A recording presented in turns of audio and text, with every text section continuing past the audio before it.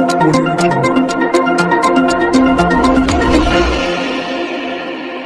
काश्मीर पहलगाम आतंकी हुमलानी घटना। जम्मू काश्मीરમાં થયેલા આતંકી હુમલામાં 28 લોકોના જીવ ગયા હતા। તેના પડઘા સમગ્ર ભારતમાં જોવા મળી રહ્યા છે। સુરતના ઉધના વિસ્તારમાં કેન્ડલ માર્ચ રેલી અને મૌન રેલીનું આયોજન કરવામાં આવ્યું।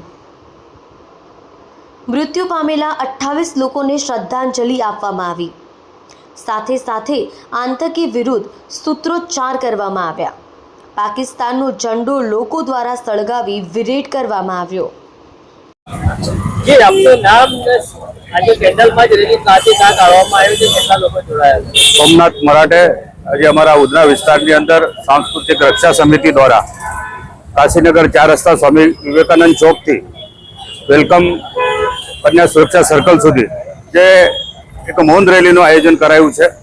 एमां सैकड़ों युवानो एमां जोड़ाया छे। गत रोज काश्मीरना पहलगाम में पाकिस्तानी आतंकवादियों द्वारा जे सनातनी हिंदू धर्मना लोगों पर विशेष नाम पूछीने जे एमनी ऊपर गोली चलाववामां आवी छे अने एकदम क्रूरताथी जे 27 लोगों ने हत्या करवामां आवी छे। अनेक लोग एमां जख्मी पण छे। भारत देश तमाम शहरों में अरे तमाम सनातनीओं में खूब मोटो आक्रोश है।